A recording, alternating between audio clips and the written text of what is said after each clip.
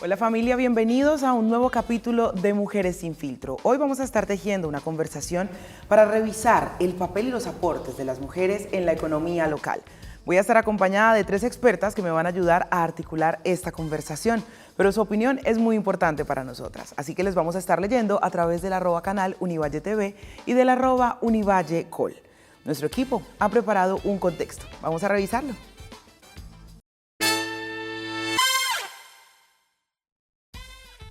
En los últimos años, el papel de la mujer en la economía local ha experimentado avances significativos, pero los retos persisten. Aunque en muchas comunidades las mujeres son el motor de la economía informal, su participación en sectores formales y bien remunerados sigue siendo limitada. Datos del Banco Mundial indican que en países de ingresos medios, las mujeres participan en la economía formal a tasas inferiores al 50%, y en las áreas rurales esta cifra es aún menor. A pesar de su papel esencial en el comercio local y en industrias como la agricultura, el acceso de las mujeres a créditos y oportunidades de inversión sigue siendo restringido, afectando su capacidad de escalar sus negocios y contribuir a un crecimiento económico sostenible. Además, las mujeres enfrentan barreras significativas en términos de igualdad salarial. En América Latina, por ejemplo, las mujeres ganan en promedio un 20% menos que sus pares masculinos, incluso en trabajos equivalentes.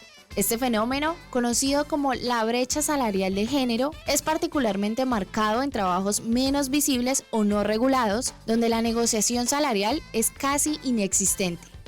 Frente a estos desafíos, es crucial que las políticas públicas y las iniciativas privadas fomenten la inclusión y empoderamiento de las mujeres en la economía local. Estudios recientes han demostrado que la inclusión de más mujeres en roles productivos y de liderazgo no solo eleva los ingresos de las familias, sino que también dinamiza las economías regionales.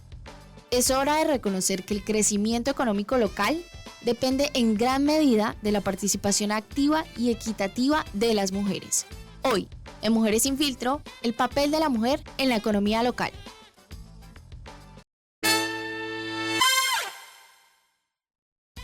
Y justamente en este espacio que hace parte de la franja institucional de la Universidad del Valle, hoy me acompañan 3 expertas, así que quiero saludar a quienes se encuentran conmigo aquí en estudio. Bienvenida, profesora Sandra Balanta, quien es economista de la Universidad del Valle, magíster en estudios interdisciplinarios de desarrollo de la Universidad de los Andes. Es docente, consultora e investigadora en asuntos de género y desarrollo. Algunos de los proyectos que ha desarrollado Sandra han estado relacionados con las condiciones de vida de las mujeres en Cali y en el Pacífico, y actualmente lidera una investigación para entender las razones de la baja participación de las mujeres en las economías desde la Academia Colombiana. Sandra, bienvenida a Mujeres sin Filtro. Gracias a ustedes por la invitación. El gusto es todo nuestro. Quiero saludar también a Claudia López, quien es psicóloga con más de 12 años de experiencia en el ámbito social. Claudia se ha destacado por su compromiso en la equidad de género. Lo ha hecho como una promoción y una bandera de vida, y con ello ha logrado, por supuesto, aportar al fortalecimiento de comunidades vulnerables. A lo largo de su carrera ha tenido la oportunidad de trabajar con diferentes fundaciones en Cali y en Yumbo, liderando procesos y programas que buscan mejorar la calidad de vida de las personas que se encuentran en situación de riesgo, ayudando de esa manera a contribuir en espacios inclusivos y equitativos. Su labor se ha centrado principalmente en la implementación de estrategias para reducir las brechas de género. Claudia, bienvenida a Mujeres sin Filtro, ¿cómo estás? Muy bien, muchísimas gracias por la invitación. Gracias a ti. Complementamos nuestro panel con Laura Ortiz, quien es estudiante de Administración Pública de la ESAP e integrante del equipo de Mujeres con Criterio de Sede Trabajo. Laura, bienvenida, ¿cómo estás? Gracias por acompañarnos desde el escenario de la virtualidad. Muchísimas gracias a Canal de la Universidad del Valle por esta invitación. Es un honor contar con ustedes y con estas panelistas tan expertas. Todo nuestro por poder contar hoy con ustedes para tejer conversación alrededor de un tema que si bien viene siendo ampliamente investigado, que cada vez tiene más preponderancia en las conversaciones cotidianas, pues todavía hay muchos datos para aportar, pero sobre todo muchas realidades para reconocer en términos del papel que jugamos las mujeres en la economía local. De qué manera entonces estamos contribuyendo con procesos que no son remunerados, pero que sin duda alguna ayudan al fortalecimiento de estas economías, a dinamizarlas, a poder potenciarlas y por supuesto también a ampliar las perspectivas en la manera en la que se configuran esas economías. Por eso yo quiero empezar preguntándoles de qué manera influye en la vida profesional de las mujeres y el desarrollo, por supuesto, desde los distintos campos de las mujeres en la economía local. Sandra, desde la perspectiva académica, ¿cómo se ha podido medir esto? Pues el aporte de las mujeres, pues por supuesto que es gigantesco porque, por ejemplo, en términos demográficos somos el 50% de la población. Entonces, por supuesto que nuestro aporte es fundamental. Lo que ha venido pasando durante las últimas décadas es que hemos ido ingresando pues al mercado laboral en la medida en que se han, digamos, mejorado nuestros niveles educativos, se ha evidenciado la necesidad de que aportemos, porque el crecimiento económico, digamos, necesita del trabajo de las mujeres, entonces es fundamental. ¿Qué es lo que pasa? Que, digamos, el propósito del programa es entender un poco el aporte y esa relación entre formalidad e informalidad. Las mujeres, ya lo decían pues en la presentación del programa, especialmente en contextos como el colombiano, participamos de manera importante en el trabajo informal, ¿cierto? No necesariamente porque queramos, sino porque el trabajo informal de alguna manera es el espacio que nos permite más fácilmente, entre otras cosas, conciliar la vida laboral y la vida familiar. Y eso lo vimos, por ejemplo, en la pandemia, ¿cierto? En la pandemia rápidamente dijeron, nos vamos a encerrar, vamos a todos para la casa, todos trabajan desde la casa, los que podían trabajar, los que podíamos trabajar desde la casa, se cierran colegios, se cierran universidades, se cierran jardines, se limita la movilización de las personas y lo que tuvieron que hacer muchísimas mujeres en Colombia y en otros países fue dejar el trabajo, ¿cierto? Y eso lo evidencian los datos, por ejemplo, del DANE, dejar el trabajo porque la carga de cuidado llegaba a la casa y porque las mujeres estábamos en muchos sectores que con la pandemia se cerraron. Entonces todo lo que tiene que ver con servicios y todo eso. Entonces aquí, por ejemplo, es curioso ver que los sectores más masculinizados, por ejemplo, el sector de la construcción, gracias a la presión de las empresas del gremio, no digo que esté mal, sino cómo se mueven de acuerdo a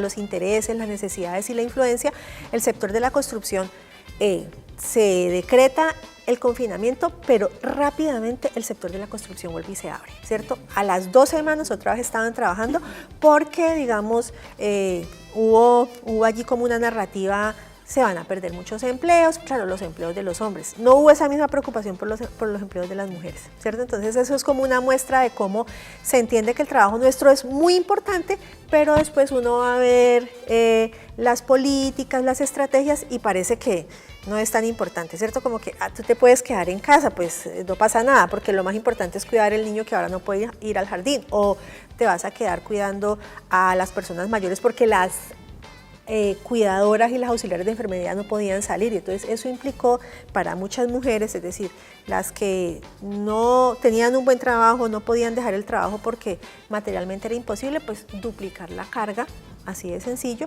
y para otras lo que terminó pasando fue, no, pues entonces yo dejo ese trabajo, ya no puedo volver a la calle y empiezo a estar en la informalidad, ¿cierto? Entonces un negocito, a vender cosas para poder responder a esa situación. Entonces la pandemia, como bien tú dices, lo que sí nos permitió fue a poner esto en discusión, ¿no?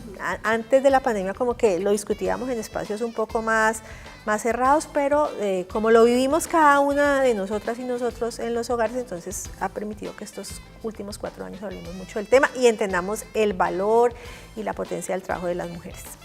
Importante, por supuesto, porque sin duda alguna pues la pandemia fue un evento histórico que transformó las formas de relacionarnos, que transformó las formas de vida, pero además también que trajo, como bien lo hemos dicho, conversaciones muy importantes. Sin embargo, hay cosas que aún no se enuncian porque estamos hablando de cosas superficiales, digámoslos en términos generales, sobre cosas comunes que nos afectaron. Sin embargo, hay otras brechas de fondo que siguen afectando a las mujeres.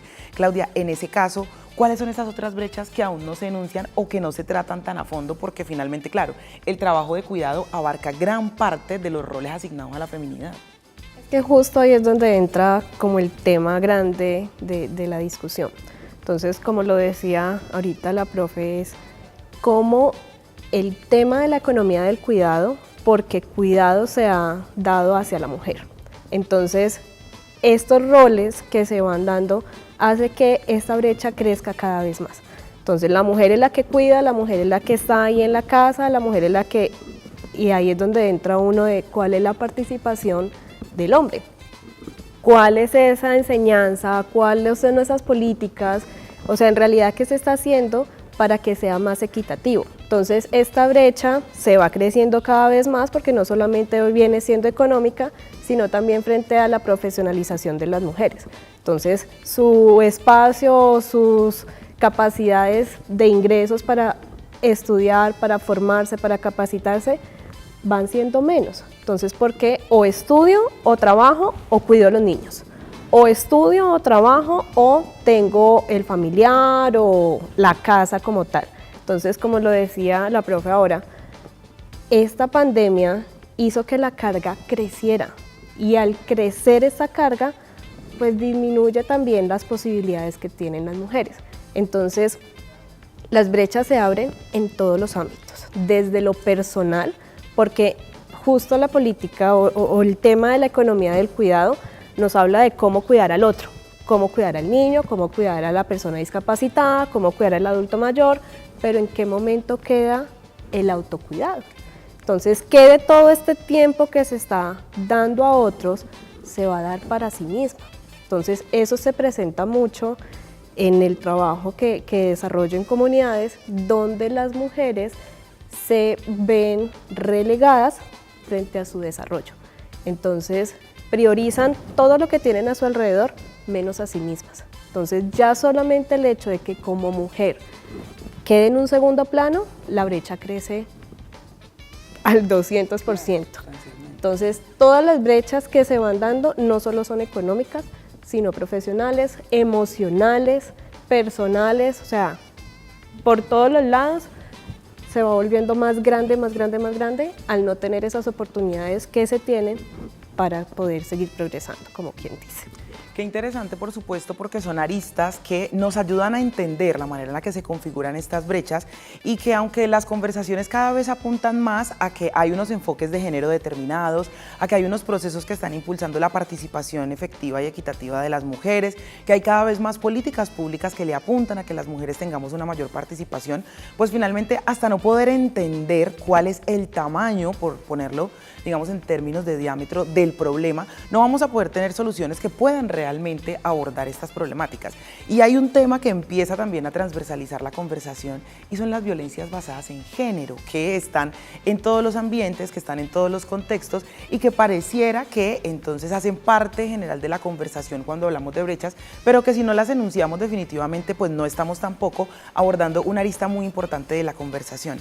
En ese caso, Laura, desde tu experiencia y desde tu activismo, ¿cómo consideras tú que las violencias de género también en este momento hacen parte crucial de la conversación para poder generar una participación equitativa de las mujeres en la economía?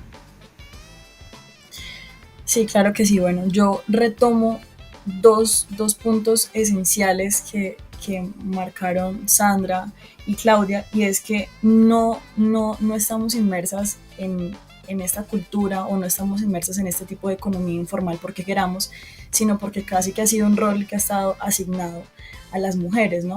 Y antes de hablar de las violencias basadas en género, que por supuesto son determinantes también en este rol que ha terminado condenándonos culturalmente, económicamente y demás, y es que existe una condición directa entre las mujeres y los problemas del desarrollo productivo del país, ¿no? Y es que finalmente, como consecuencia de estas violencias, pues vemos que claramente la violencia económica también termina siendo una de estas, ¿no? Entonces, pues Colombia enfrenta un problema enorme en su desarrollo productivo, que es reflejo también de la producción agrícola, industrial, que ha venido en declive durante todos estos años a raíz de la apertura económica, y eso termina claramente pues estando, o lo vemos reflejado en el clientelismo, la corrupción, que terminan llevando a esas desigualdades sociales que hoy tú traes a colación, que son las violencias basadas en género, ¿no? Que terminan reflejándose en términos de desigualdad, pobreza, discriminación, y todo esto termina perjudicándonos enormemente. Bueno, ya en materia de género vemos claramente que la violencia de género en el trabajo también pues afecta directamente las oportunidades económicas. Y para esto existe hoy en la ley, pues hoy tenemos grandes avances en materia de derechos, pero hoy también le exigimos desde el activismo, las investigadoras, que esta debe ser preventiva y escuchándola a las víctimas, y es que la condena no resuelve de lleno esto mientras la cultura machista que está impuesta hoy en nuestra sociedad colombiana pues siga estando, ¿no? Y es que bueno, aquí traigo a colación el informe de la Fundación Paz y Reconciliación Vivir Sin Miedo, donde nos dijeron que en el año, del año 2022 al 2023 se registraron un total de 630 casos de feminicidios en todo el país. Quiere decir que hubo casi 2 casos de feminicidios al día. Con respecto al 2022 no hubo un avance, solamente hubo una disminución como del 0,45%, y esto pues es reflejo del enorme déficit y de la enorme problemática que tenemos en materia de género. Y hoy para este año, con respecto a lo que llevamos de este año de enero a noviembre, ya van 671 mujeres víctimas de feminicidio de acuerdo al Observatorio de Feminicidios de Colombia. Pues esto finalmente es un reflejo enorme de la falta de prioridad política también de los gobiernos de turno al implementar acciones que realmente puedan resolver o que nos permitan avanzar pues claro, en la atención brindada a las víctimas. Así que bueno, eso también podemos revisar los datos de las comisarías de familia, donde pues se ve que casi la mayoría de las denuncias de violencia intrafamiliar quedan impunes, donde no hay realmente un seguimiento a estos procesos. Y bueno, pues la problemática es enorme y bueno, esperemos seguir desarrollándola en la discusión. Por supuesto, es que sin duda alguna el poder abordar todos estos temas, poner estas aristas y revisar cuáles son las perspectivas a través de las cuales se están abordando estas problemáticas de cara, por supuesto, a algunas soluciones que se están dando, pero también a lo que nos hace falta tratar como una opción o una oportunidad para poder generar estrategias, planes, acciones, políticas, lineamientos, leyes que puedan ir en favor de las mujeres, y la equidad, por supuesto, de su actividad dentro de las economías hace parte también de las reflexiones que les proponemos aquí en Mujeres Sin Filtro. Vamos a una breve pausa y ya regresamos.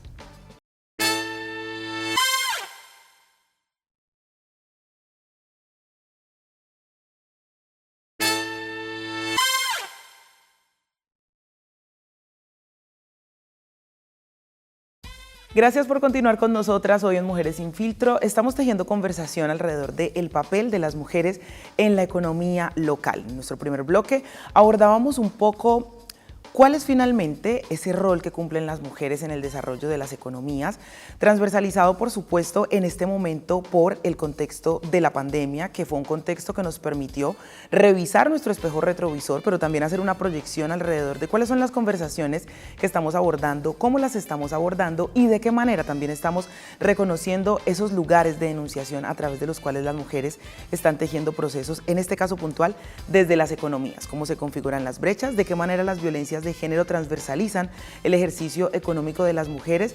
Y justo cuando estábamos en esta conversación, Sandra tocaba un tema que me parece crucial para desarrollar en este bloque, y es las economías informales.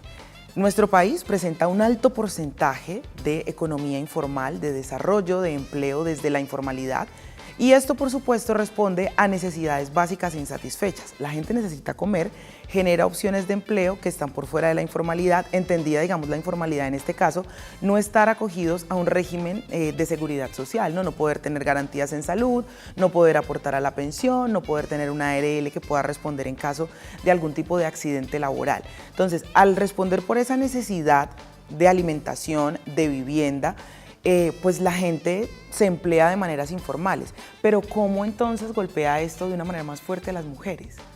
Bueno, pues ya decíamos que la informalidad es en primera instancia una posibilidad que nos ayuda a resolver nuestras necesidades económicas, ¿cierto? Y somos expertos y expertas en Colombia en trabajar en la informalidad. ¿Qué es lo que pasa con la informalidad, como tú bien lo decías?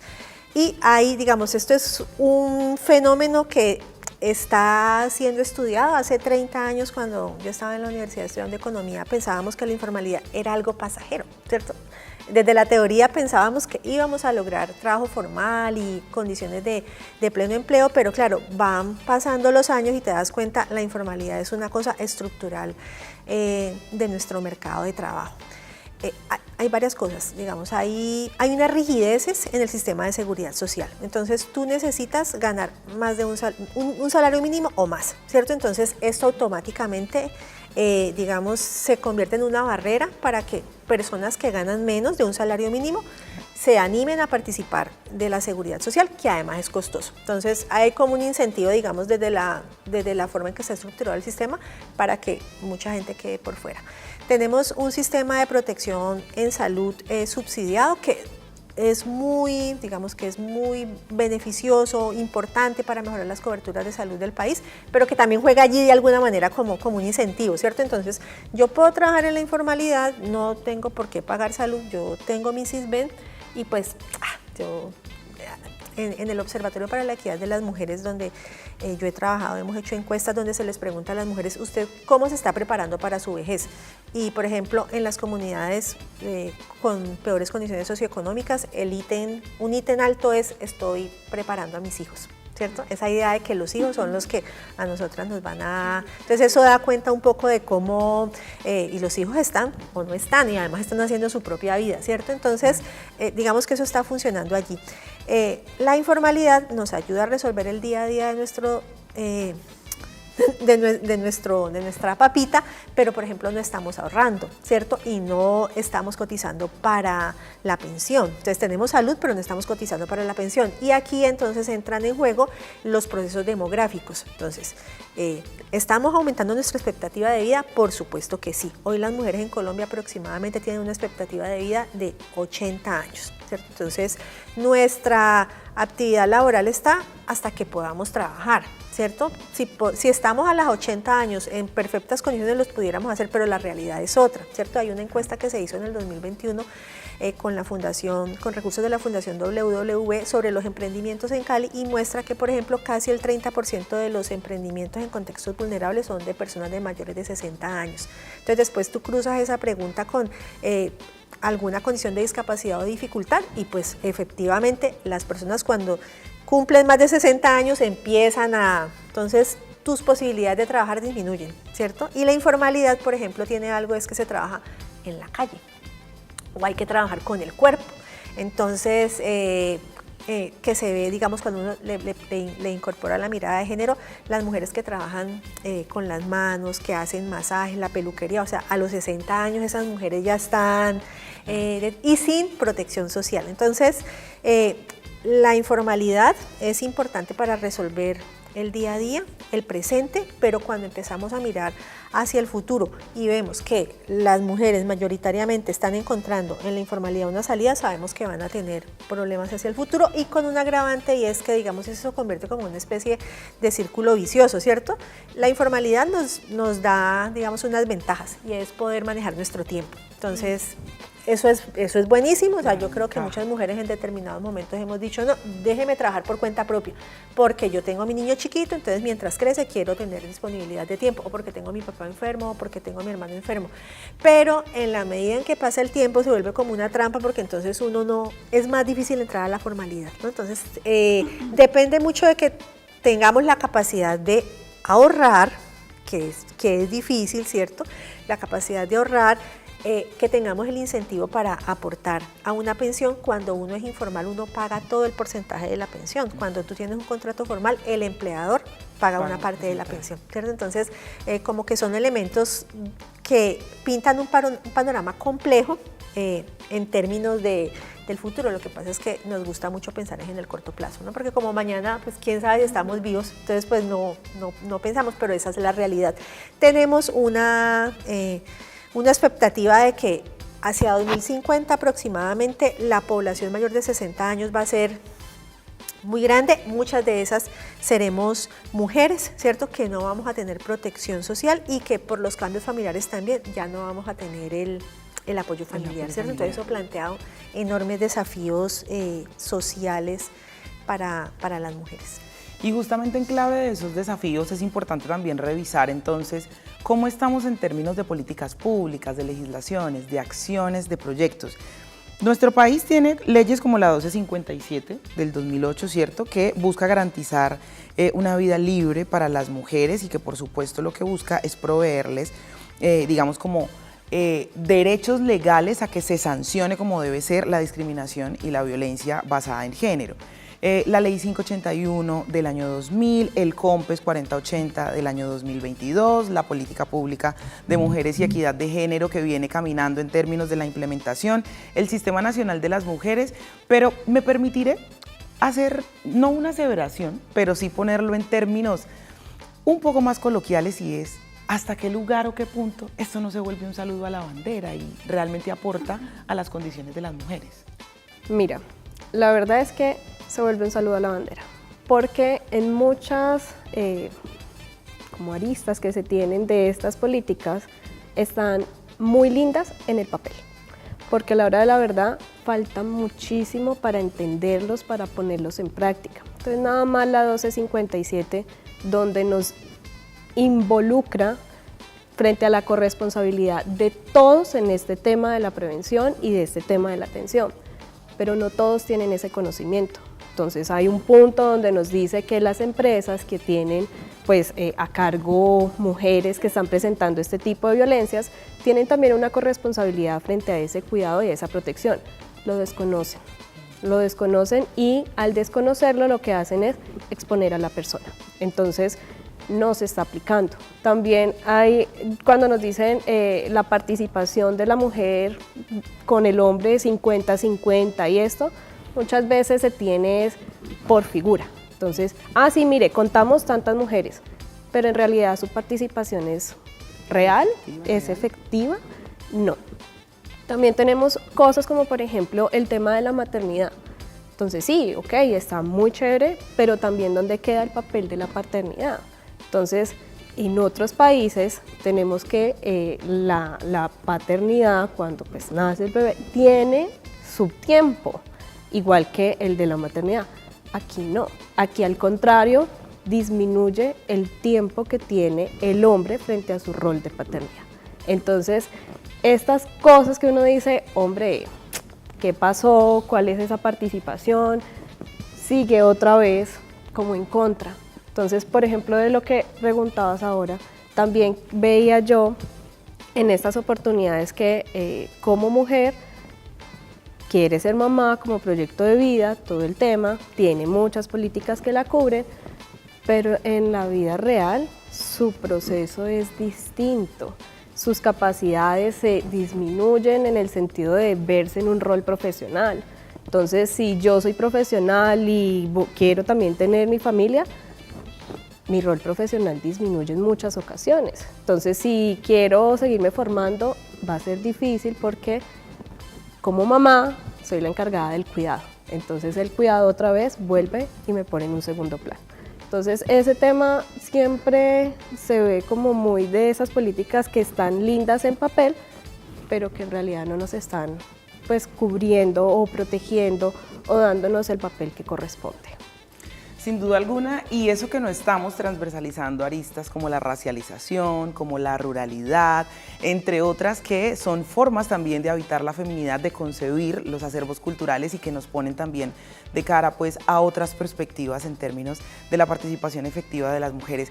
Voy a ir a una breve pausa para regresar y poder retomar esta conversación contigo, Laura, para que sigamos tejiendo y articulando, pero además para que visitemos nuestras plataformas en redes sociales porque tenemos varias opiniones.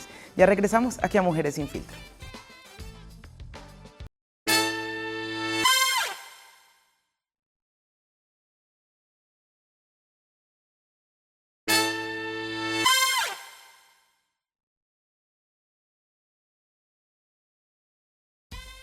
Continuamos aquí en Mujeres Sin Filtro, hoy tejiendo conversación alrededor del papel de las mujeres en el desarrollo de la economía local. Una interesante conversación que a través de las experiencias y conocimientos de nuestras expertas hemos podido ir articulando, nos ha permitido revisar diferentes perspectivas y justamente antes de irnos, pues revisé un poco nuestras redes sociales y voy a irme rápidamente al @canal Univalle TV porque allí hay opiniones que nos permitirán seguir articulando esta conversación.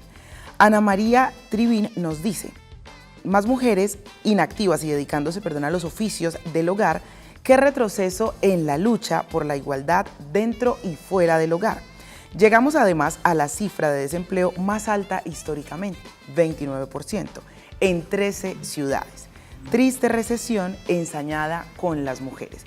Hace parte, por supuesto, de las cifras que soportan la conversación que hemos tenido y justamente revisando entonces el tema de las políticas, como lo hablábamos ahora, el tema de la informalidad que cobija en gran parte a las mujeres justamente por los roles de cuidado asociados al ejercicio y desarrollo de la feminidad y que tiene que ver, por supuesto, con un gran cimiento cultural que finalmente no alcanza uno a entender de qué manera se cimenta en el detrimento de las mujeres. Laura, desde tu perspectiva, desde tus aprendizajes, pero sobre todo también desde ese activismo que desarrollas, ¿cuáles crees tú que podrían ser estrategias o acciones encaminadas a una participación equitativa y efectiva de las mujeres en el mundo económico?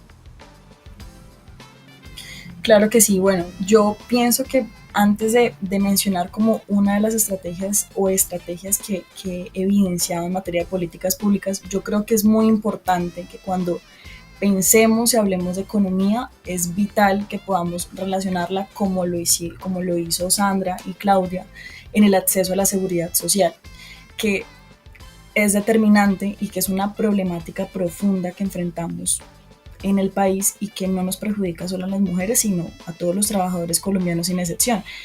Teniendo en cuenta estos altos niveles de informalidad que se presentan en la economía del país, es importante el reflejo también o cómo las mujeres terminamos siendo la población más afectada en materia de seguridad social. Por ejemplo, un estudio de la Universidad de los Andes publicado en el 2022 reflejó que el 16% de las personas en edad de jubilarse logran acceder a una pensión. Pero claro, como lo mencionaba, la población más afectada en este caso terminamos siendo nosotras. Por ahí una frase de una economista que decía que la pobreza es sexista. Y es que ese mismo estudio también reflejó que el 22,5% de los hombres logran la jubilación a comparación del 12,1% de las mujeres en edad de jubilarse. Claramente, esa brecha pensional tiene una estrecha relación con la situación laboral que las mujeres, que como lo venían desarrollando las invitadas, las otras panelistas, y es que pues eso se da a trabajos altamente feminizados, mal remunerados, con trabajos demasiado desiguales que terminan limitando las plazas o los trabajos que están disponibles para que nosotras podamos acceder. También con eso, pues sumado a que las mujeres contamos con menos horas al día, también por el trabajo del cuidado no remunerado, del cual pues el hombre, como lo mencionaban, pues termina participando muy poco o casi nada. Así que claro, todo esto sumado al trabajo del cuidado también se suma a las posibilidades de las mujeres que claro se reducen a la posibilidad de hacer aportes al sistema pensional que claramente pues por la calidad de las oportunidades de trabajo, la cantidad de horas en las que pues debemos ser requeridas en una empresa, nos terminan perjudicando a la hora de cotizar, ¿no? Sumando a eso, bueno, también es importante tener en cuenta, por ejemplo, datos como los que nos refleja la Organización para la Cooperación y el Desarrollo Económico, que es este club de países ricos en el que irónicamente Colombia hace parte. Y este país, bueno, en este organismo, un estudio reflejó que es Colombia el que tiene la peor tasa de empleo para las mujeres, con una tasa de desempleo del 14,35% en comparación con el 8,8% de los hombres. Por ejemplo, en materia, o bueno, puedo traer a colación el ejemplo de Bogotá, y es que hay algo que en materia de política pública podemos replicar, yo creo que en todo el país, y es que en los últimos años ha surgido un aumento en el reconocimiento de las actividades de cuidado, pensándose desde la administración pública. Y es que estas tareas de cuidado, que como lo mencionábamos, pues abarca desde el cuidado de los niños, adultos mayores, hasta pues todas las labores domésticas. Y a raíz de eso se crearon las manzanas del cuidado, que son parte del sistema distrital de cuidado en Bogotá, donde pues el propósito es crear unas casas, viviendas cercanas que ofrezcan servicios para quienes cuidan y necesitan del cuidado del cual están a cargo de las mujeres, ¿no? Y esto pues claramente permite que el cuidador pueda acceder a una formación distinta, que pueda respirar y que la persona que requiere ese cuidado también pueda tener unos espacios de bienestar y de desarrollo. Así que, bueno, pues yo pienso que es necesario, por ejemplo, en materia de políticas públicas, tomando el ejemplo de las manzanas de cuidado, fortalecer también la financiación de esta política, que aunque, claro, ha permitido un avance enorme, por ejemplo, aquí en Bogotá concretamente, pues aún le falta mucho por desarrollarse, y que considero es una política que se puede replicar a lo largo del territorio nacional. Y bueno, que muchas mujeres puedan verse también beneficiadas por este tipo de iniciativas que están pensadas desde la administración pública, donde pues claramente pueda haber también como una menos sobrecarga que permita a las mujeres también desarrollarse y poder que esto contribuya al desarrollo productivo del país. Sin duda alguna, la financiación de programas, procesos, estrategias, acciones que puedan fortalecer el cuidado o el autocuidado, como bien lo denominaba Claudia hace un momento, es muy importante. Pero yo quisiera, Sandra, también que conversáramos alrededor de esto, porque ¿cómo determinar estrategias? ¿Qué está diciendo la academia? Esta es una conversación que cada vez ocupa más la atención. ¿Qué pasa desde allí? Bueno, pues hay varias cosas, como bien decía Laura, hay que aprovechar y capitalizar que estamos hablando de cuidado, ¿cierto? Y se creó el Ministerio de la Igualdad, está en marcha el diseño y la implementación del Sistema Nacional de Cuidado, que busca pensar iniciativas de cuidado en el nivel local, que por encima de todo ayuden a redistribuir la carga de cuidado, ¿cierto? Porque no hay manera... En el corazón de las desigualdades de género está el trabajo de cuidado, eso es clarísimo, ¿cierto? Y las mujeres, digamos, hago como un paréntesis allí porque también nos criamos un poco con la idea de la supermujer y eso nos hace muchísimo daño, ¿no? Yo puedo todo, yo lo puedo todo, las mamás todo lo podemos, trabajar, cuidar, tener emprendimientos, y llegan las 10 de la noche y yo estoy por aquí funcionando. Es un imaginario que nos hace mucho daño y le facilita mucho el trabajo a los demás, ¿no? A nuestros compañeros, ¿no? Pues que ella todo lo puede, pues que lo haga.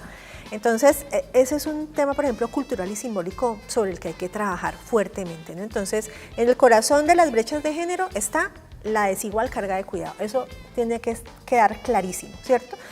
Y como el día solo tiene 24 horas, entonces, y necesitamos dormir, necesitamos redistribuir. Entonces, los sistemas locales de cuidado pueden contribuir de manera importante.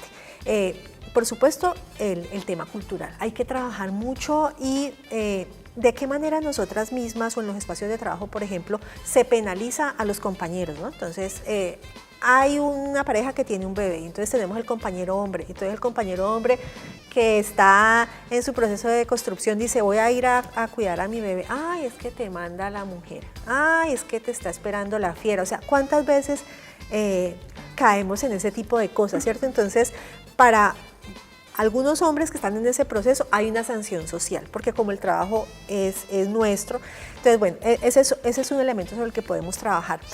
Hay investigaciones que muestran cómo si se hiciera inversión, digamos, es una realidad que las mujeres hacemos cuidado no remunerado, pero también remunerado, ¿cierto? Entonces hay sectores del mercado laboral que están muy feminizados. Entonces la docencia, la más mal paga, somos más enfermeras que médicos, cuidadoras de personas mayores. Entonces hay investigaciones que muestran cómo si se tuvieran iniciativas macroeconómicas para impulsar el empleo bien remunerado y formal en el sector de cuidado, se podría dar un avance importante. Pero, ¿qué es lo que pasa? El empleo es un tema muy sensible socialmente, ¿no? Entonces necesitamos activar el empleo y pongan atención que siempre se piensa en sectores muy masculinizados, que es la construcción, ¿cierto? Vuelvo y digo, no está mal, está bien, pero entonces también démosle espacio. Entonces, necesitamos una estrategia de empleo, hay que vías, las 4G, las 5G, las que quiera, la construcción, ¿cierto? Entonces, no pensamos nunca que hay mujeres, no todas, por supuesto, estamos también en esto de que las mujeres tenemos que entrar en todos los espacios, pero como les digo, naturalmente habemos mujeres en el cuidado remunerado, pudiéramos tener allí un espacio para el trabajo. Y pongo 2 ejemplos pequeños. Cuando se crearon los hogares del bienestar familiar, se asumió que las mujeres podían hacer el trabajo voluntariamente, ¿cierto? Entonces había trabajo para que arreglara la casa, la acondicionara, para llevarle los juguetes, las mesas, la comida, las raciones a los niños, pero no para pagarle a ella. Tuvo que darse todo, pues, una movilización para que se reconociera casi 30 años después que eso era trabajo. Claro. Lo mismo, por ejemplo, pasa con algunos comedores comunitarios en Cali, ¿cierto? Entonces hay dinero para el seguimiento, la auditoría, para llevar las sillas, para comprar el congelador, para llevar los alimentos, pero no para pagarles a ellas, porque seguimos asumiendo que ese trabajo es natural y es voluntario. Entonces, se pueden hacer muchas cosas desde el nivel macro, como les digo. Pudiéramos hacer una gran estrategia para, ya que tenemos unas demandas de cuidado creciente, entonces incorporar allí a mujeres y hombres, porque pues ahí también necesitamos, pero que sea un cuidado remunerado y bien remunerado. Pero al contrario, y hago otro paréntesis, estamos viendo, por ejemplo, ya la inteligencia artificial y los robots para el cuidado. Entonces yo digo, estamos dispuestos a comprar robots para que cuiden, ¿cierto?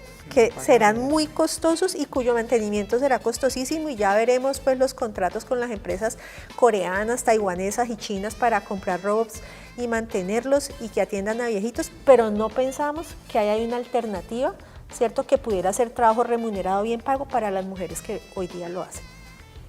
Qué interesantes aristas las que tenemos en este momento en la conversación. Voy a ir a una breve pausa para regresar, porque finalmente también hay un elemento que ha empezado a salir en la conversación y es lo comunitario.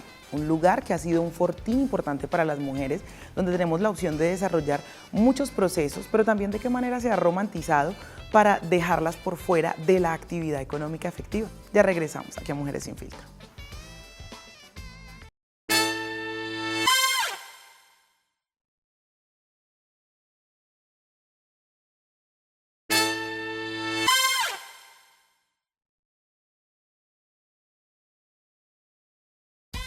Ha sido una interesante conversación la que hemos tenido la posibilidad de tejer hoy con los conocimientos y la experticia de nuestro panel acompañante el día de hoy. Hemos podido pasar por las diferentes perspectivas, mejor enunciado, por las que las mujeres atraviesan distintos procesos que las alejan de poder surtir una participación efectiva en los roles de la economía. Sin embargo, cada uno de los trabajos realizados por las mujeres, aunque no sean remunerados, aportan de manera contundente y decidida al desarrollo de las economías, en este caso, a la luz pues de lo local.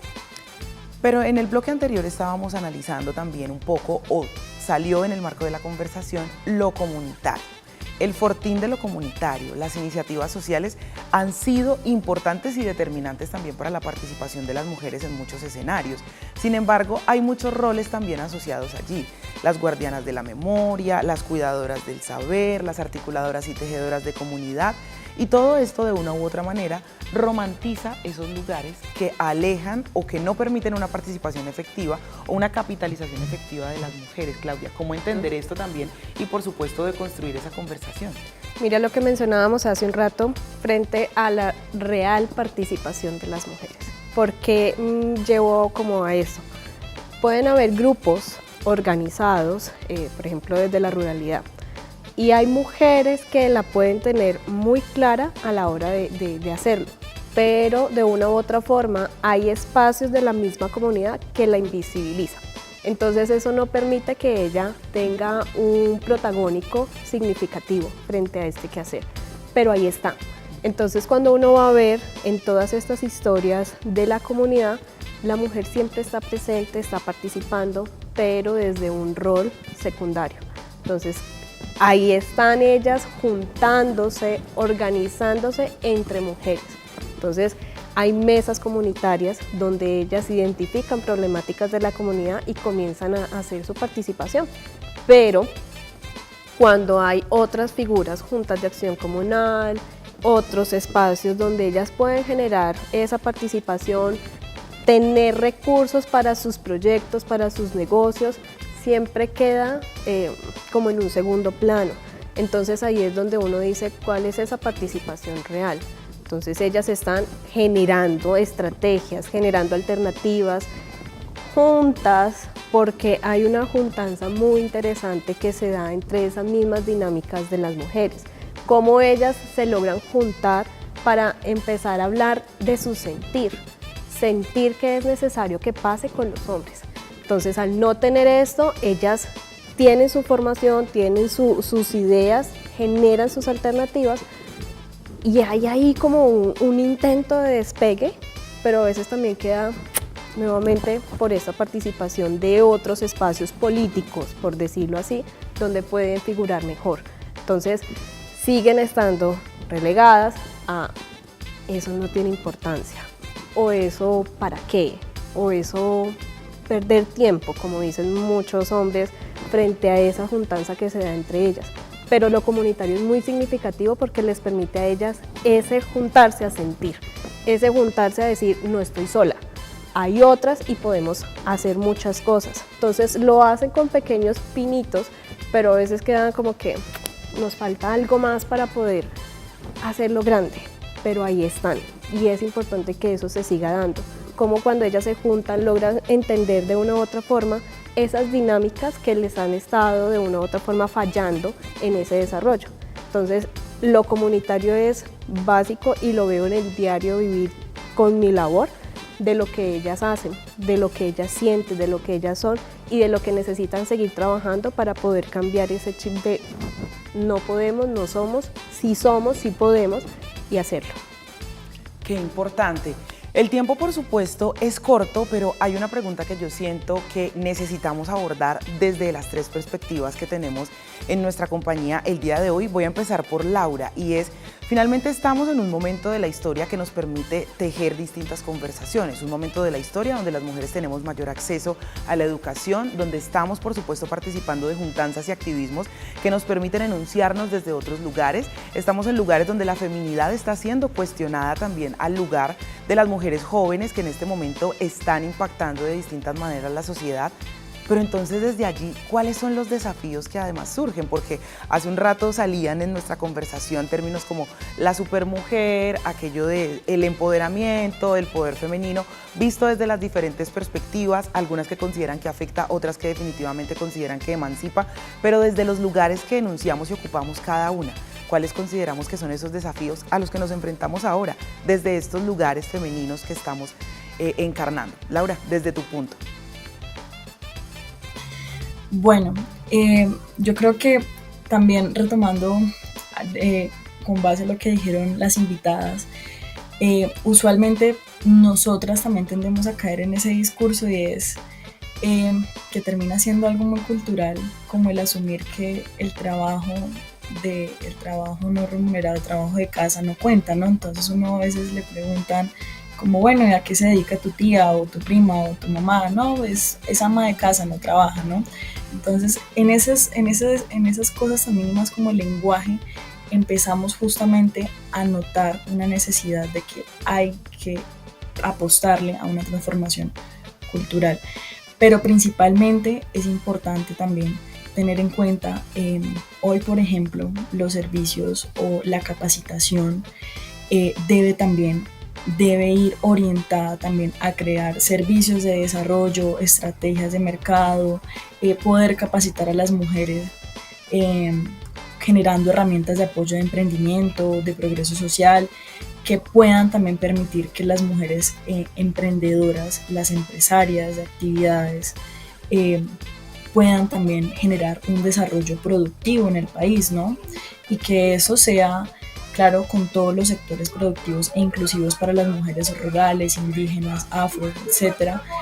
Pero para esto pues necesitamos claramente que el gobierno nacional se esté pensando pues en la inversión, en generar, en garantizar el dinero, porque pues es que sin dinero pues es muy difícil cumplir con todos los objetivos o todas las propuestas que nosotros aquí nos podamos plantear. Para esto necesitamos inversión en sectores claves como la ciencia, la tecnología, la innovación, que claramente pues sin esto pues se ve obstaculizado totalmente el desarrollo económico y la participación de las mujeres en lo laboral. Por ejemplo, hoy para el actual gobierno pues vemos lo que mencionaba la profe anteriormente, que es muy importante, y es traer a colación, por ejemplo, los retos que tiene el Ministerio de la Igualdad, ¿no? Entonces, el ministerio cuenta con un presupuesto de 1,3 billones de pesos y se tiene, según los datos de ejecución, se tiene que para la altura se ha ejecutado alrededor de 110 mil millones de pesos, es decir, no ha ejecutado ni el 0,8%. Es decir, pues no se ha invertido en prevención, ni en educación, ni en políticas concretas para garantizar los derechos de las mujeres, y pues esto claramente termina deslegitimando la necesidad de que exista un ministerio tan necesario como es el Ministerio de la Igualdad y la Equidad en un país con unas enormes brechas de desigualdad. Entonces, pues lo primero está en necesitamos realmente que nuestros dirigentes pues avancen en materia de ejecución, que claramente podamos, ese es el primer paso para que la gente y la sociedad colombiana vea que realmente sí hay unas necesidades concretas en avanzar en materias de igualdad, y también tener en cuenta que hoy pues hoy las mujeres representan realmente una fuerza productiva. Hoy las mujeres sí crean empresa, o sea, es decir, hoy si hay mujeres interesadas, yo creo que todas iniciando hasta por uno, pues uno también se piensa en bueno, ¿cómo puedo generar empresa, no? En su mayoría, estas mujeres que crean empresas son comerciantes al por mayor y al por menor. Se encuentra también en sectores como los de alojamiento y servicios de comida, la industria manufacturera. Entonces, Colombia sí es un país de mujeres empresarias, pero también es mirar dónde se están concentrando estas mujeres, ¿no? Entonces, si realmente las mujeres están en las grandes empresas o nos estamos quedando con los procesos que las mujeres con las uñas pueden lograr solventar para generar pequeñas y medianas empresas, ¿no? Entonces, es importante ver también las brechas que terminan estando marcadas para las mujeres del campo, ¿no? Y es que existe una brecha geográfica enorme para acceder al derecho pensional. Pero para esto primero pues necesitamos desarrollar productivamente el país. Necesitamos que haya una idea reforzada de la actividad económica y productiva, que tienen que atenderse en problemáticas como el abandono del campo, la migración interna, la pérdida de la soberanía alimentaria, para que podamos abordar todas estas problemáticas. Yo también aprovecho el espacio para invitarlos a leer el espacio de investigación que nosotros tenemos en Sede de Trabajo con el equipo de Mujeres con Criterio, donde sacamos un informe también recogiendo todo esto en materia de política económica relacionada con el género. Gracias. Perdón porque me metí un poco en tu conversación. Quería hacerte una contrapregunta allí, pero a propósito de la invitación que nos haces a leer, entonces voy a trasladarle esa inquietud a Sandra, y es, a la luz de las conversaciones que estamos teniendo, de los datos, por supuesto, que hemos podido abordar desde cada una de las conversaciones, ¿cómo balanceamos entonces esa maleta? ¿Estamos echándonos cada vez más peso o finalmente desde los aprendizajes y por supuesto el acceso a la educación hoy estamos logrando balancear el equipaje que cargamos? Pues la realidad es que las mujeres hoy somos más educadas que los hombres y eso no nos ha disminuido el trabajo de cuidado, ¿cierto? Esa es la gran realidad. Las mujeres, independientemente del nivel educativo que tengamos, el tipo de trabajo que ocupemos, tenemos una carga de trabajo y los datos, por ejemplo, de la encuesta nacional de uso del tiempo así lo demuestran, ¿cierto? Las mujeres duplicamos en trabajo de cuidado no remunerado. Entonces, vuelvo y digo lo que decía anteriormente, en el corazón de las desigualdades está el reconocimiento, la redistribución y la reducción del trabajo de cuidado. Estaba pensando mientras las escuchaba ahora, por ejemplo, las mujeres en el mundo formal, no vamos a hablar del informal, las mujeres en el mundo formal estamos expuestas a menores brechas, ¿cierto? Porque la formalidad sirve para eso, ¿cierto? Claro. Tú estás en una empresa donde más o menos está claro cuánto se debe ganar de acuerdo al cargo, entonces tú dices, bueno, yo sé que por eso me van a pagar 100 o 200 y a mi compañero no hay, y por ejemplo los datos para Colombia muestran que en el sector formal las brechas salariales son del 5%, o sea, como en los países desarrollados. Otra cosa es el sector informal. Pero ¿qué sigue pasando a propósito de las licencias? Las mujeres tenemos una licencia de maternidad que ya subió a las 18 semanas, ¿cierto? Entonces, a los ojos del empresariado, eso es una carga muy grande.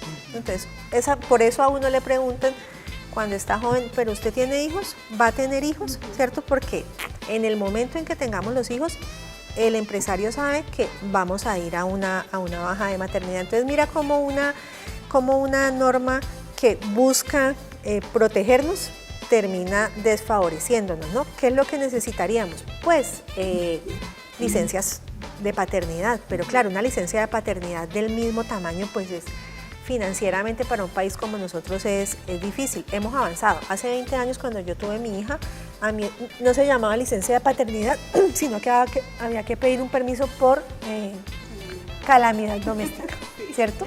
Y eso es muy simbólico, ¿no? O sea, un hombre tiene un hijo, entonces vaya y pida permiso por calamidad doméstica. Hemos cambiado, creo que en 20 años ya no, y le daban 3 días, ¿no? Casi que era como que acompáñale el día del parto, llévela y al otro día vuelva acá. Entonces hemos cambiado, pero por ejemplo, ese tipo de normativa nos juega en contra. ¿Por qué no debería ser así? Pues porque los empresarios entonces deberían estar conscientes de que debería fomentar la corresponsabilidad del compañero. El año pasado estuvimos en un taller y alguien de recursos humanos y alguien hablaba de una empresa aquí en el Valle del Cauca donde a las mujeres, una empresa como comercial, donde a las mujeres para garantizarle el contrato a un año le piden ponerse el implante, ¿cierto? Entonces, de nada me sirve estudiar mucho si a la hora de ir al mercado laboral, en vez de tener un reconocimiento de, si esta mujer en algún momento tiene un hijo, ese hijo, digamos, por supuesto que es tu hijo, pero socialmente, digamos, todos respondemos allí, sino que te castigan por eso. Entonces, creo que es fundamental que tengamos un reconocimiento de ese trabajo doméstico y de cuidado no remunerado. Desde las mujeres también que entendamos que no se trata de delegarlo, de que es que el trabajo doméstico es una cosa horrible que termina duplicando y triplicando la carga en mi vida, porque eso lo único que hace es que se lo terminamos delegando a las mujeres más vulnerables, ¿cierto? Entonces, yo estudié, yo no tengo por qué estar haciendo trabajo doméstico y de cuidado no remunerado, pues lo va a hacer la mujer más vulnerable, que son las mujeres más pobres, las mujeres rurales, las mujeres negras, las mujeres indígenas. Entonces creo que socialmente sí tenemos que comprender de una vez por todas que el trabajo de cuidado no remunerado es fundamental para la vida, que todos tenemos que asumirlo, las familias, hombres y mujeres, no como lo hemos hecho siempre las mujeres, pero también desde las empresas. Bueno, y entonces, ¿cómo fomento yo, por ejemplo, las paternidades responsables? Usted tiene derecho, hoy tenemos en Colombia una licencia parental, entonces la mujer tiene tantas semanas, los hombres tienen unas, y hay unas que se pueden intercambiar. Hay que fomentar que el hombre también se tome esas semanas, que no se las deje a la mujer, ¿cierto? Porque además ahí se genera el vínculo y la empresa va a sentir, no, pues digamos, no vale la pena discriminar a la mujer porque igual el hombre se va a ir a cuidar. Mientras eso no pase, no. Y comunitariamente también, como tú lo hablas, es decir, el cuidado nos interpela todo el tiempo, a todos, porque somos sujetos de cuidado, susceptibles de cuidado en todos los momentos de la vida. Entonces, para mí ese es el corazón. Claudia, desde tu perspectiva, el lenguaje, lo simbólico, lo semiótico, por supuesto lo cultural, lo comunitario que nos transversaliza, desde tu perspectiva, ¿cuáles son esos desafíos que tenemos a la luz, por supuesto, de todo el conocimiento? Mira, muy en esta misma línea, o sea, necesitamos entender, interiorizar, o sea, hacerlo parte de sí, del sí puedo, no solamente con el cuidado, y no es que sea solamente para aumentar la carga, sino cómo aprendo a que todos estamos en una misma línea. Por ejemplo, a veces escucho mucho el término, ayúdame a hacer tal cosa. Entonces uno dice como que venga, ayúdeme, o sea, esto es solo mi responsabilidad y por eso pido ayuda, o es que aquí convivimos todos y es responsabilidad de todos. Entonces, ¿cómo aprender a hacer esa redistribución? ¿Cómo aprender o interiorizar cuáles son estos roles que se están jugando? Es una cosa que nos reta en el día a día. Y yo creo que hacia allá es donde tenemos que llegar, de que todos comprendamos cuál es el cuidado, qué significa cuidado. Cuidado no depende de X o Y, cuidado depende de todos. Entonces, cómo esta dinámica que se presenta en lo comunitario, en lo político, al interior del hogar, cómo estos roles tienen que resignificarse frente a su desarrollo, frente a su accionar. Entonces, ese creo que es el mayor reto, y cómo nosotras mujeres entendemos esa dinámica, entendemos a soltar, porque hemos atribuido cargas, como lo decíamos hace un rato, que no necesariamente tienen que ser única y exclusivamente nuestras. Hay cargas y hay maletas que no son nuestras, que tenemos que soltar. Hay historias que no son nuestras, que tenemos que soltar. Entonces, ¿cómo entendiendo este pasado voy a cambiar mi futuro? ¿Cómo comprendiendo esta historia voy a empezar a tomar otro rol? ¿Cómo entendiendo la lucha que hemos tenido las mujeres nada más con que podamos votar? O sea, esa fue una lucha grande que tenemos que empezar a reconocer. Entonces, ¿cómo empezar a darnos un lugar que nos permita desarrollarnos de una mejor manera? Entonces ahí creo que empieza con nosotras las mujeres, a cambiar ese chip que tenemos de esa historia, que no necesariamente tiene que ser la misma siempre. Qué interesante, porque por supuesto me permitiría agregar que reconocer que son luchas que para la historia de la humanidad son victorias muy recientes para las mujeres, pero que son victorias que nos han llevado, nos han encauzado y nos han impulsado a tener cambios generacionales de pensamiento y de acceso muy significativos. Dígase, por supuesto, desde este espacio Mujeres sin Filtro, donde lo que buscamos es poder posicionar la opinión de las mujeres como esas expertas, estudiosas, disciplinadas, que todo el tiempo están repensándose los procesos sociales. A ustedes, muchas gracias por acompañarnos. A nuestras invitadas, gracias por compartirnos su conocimiento y permitirnos llevar esta conversación no solamente a su cotidianidad, sino también a las plataformas de redes sociales. Les estaremos leyendo. Hasta un próximo capítulo de Mujeres sin Filtro.